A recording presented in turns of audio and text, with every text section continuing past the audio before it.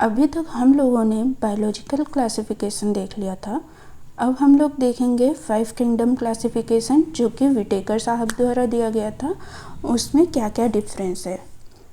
तो सबसे पहले सेल टाइप की बात करें तो मोनेरा में जो सेल टाइप होता है वो होता है प्रोकैरियोटिक। कैसा होता है? प्रोकैरियोटिक। जबकि प्रोटिस्टा में यूकैरियोटिक,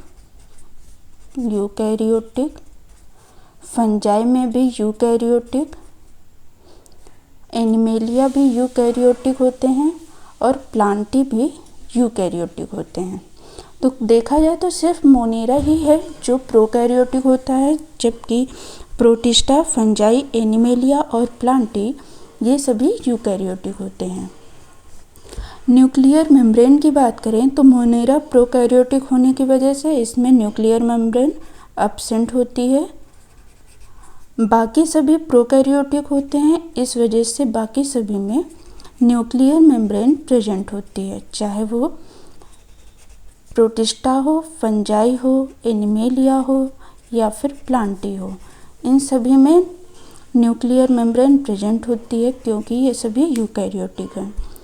अगर सेल वॉल की बात करें तो मोनेरा में पेप्टिडोग्लाइकेन की सेल वॉल होती है, पेप्टिडोग्लाइकेन।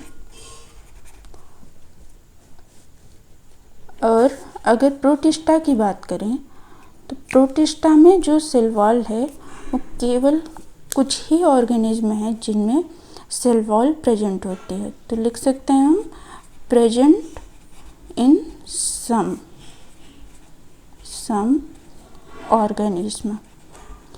फंजाई में जो सेल वॉल है वो काइटिन की होती है, जबकि एनिमेलिया में सेल वॉल एब्सेंट होती है और प्लांटी में सेलुलोज के सेल वॉल होते हैं। सेलुलोज, यहाँ ये यू बना हुआ है।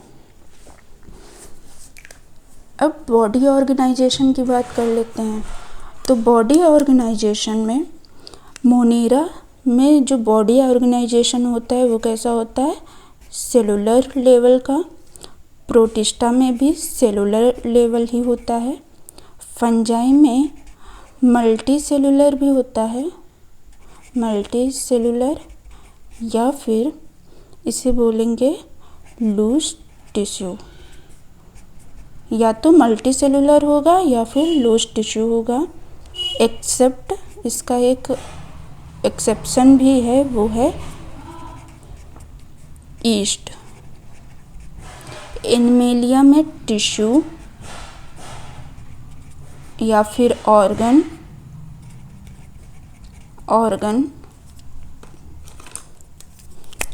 या फिर क्या हो सकता है, या फिर ऑर्गन सिस्टम। ये एनिमेलिया में हो सकते हैं, जबकि प्लांटी में टिश्यू या ऑर्गन। ये बॉडी ऑर्गेनाइजेशन की बात कर ले। अगर मोड ऑफ न्यूट्रिशन देखें तो मोनेरा में हेट्रोट्रोपिक भी हो सकते हैं, हेट्रोट्रोपिक और ऑटोट्रोपिक।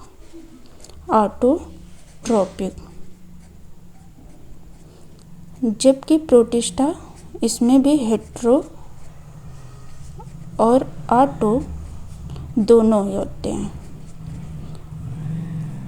फंजाई में सिर्फ और सिर्फ हेट्रोट्रोपिक होते हैं,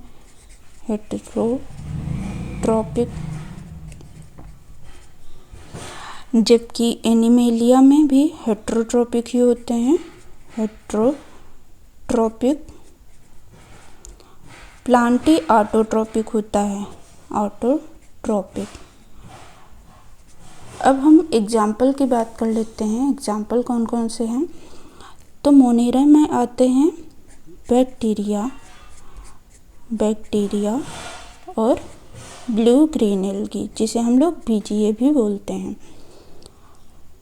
और प्रोटिस्टा में आते हैं प्रोटोजोअन्स, प्रोटोजोअन्स। और फंजाई में एक तो एग्जाम्पल हमने ईस्ट देख ही लिया है, दूसरा होता है मशरूम, मोल्ड्स। अगला बात करें एनिमेलिया में, तो एनिमेलिया में स्पॉन्जेस आते हैं। स्पॉन्जेस से लेकर वर्टिब्रेट्स तक जितने भी हैं वो सब एनिमेलिया में ही आते हैं। और प्लांटी में बात करें तो प्लांटी में आते हैं एल्गी, जिम्नोस्पर्म, ये सभी हमारे आते हैं प्लांटी में। तो अभी तक हमने क्या देख लिया है, 5 किंगडम क्लासिफिकेशन देखा है।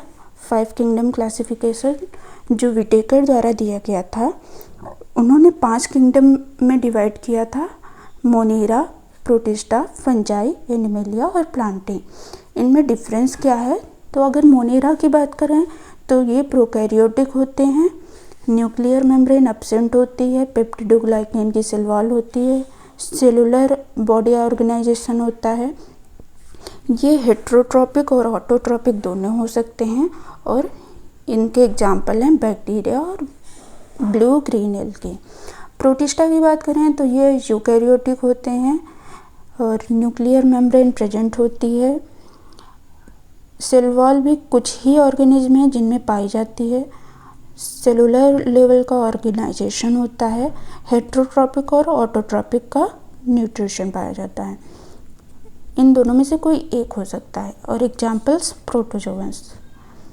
अगर हम बात करें फंजाई की तो ये भी यूकैरियोटिक होते हैं, न्यूक्लियर मेम्ब्रेन प्रेजेंट होती है, काइटिन की सेल वॉल होती है, मल्टीसेलुलर या लूज टिश्यू का बॉडी ऑर्गेनाइजेशन पाया जाता है। इसका जो एक्सेप्शन है वो ईस्ट है।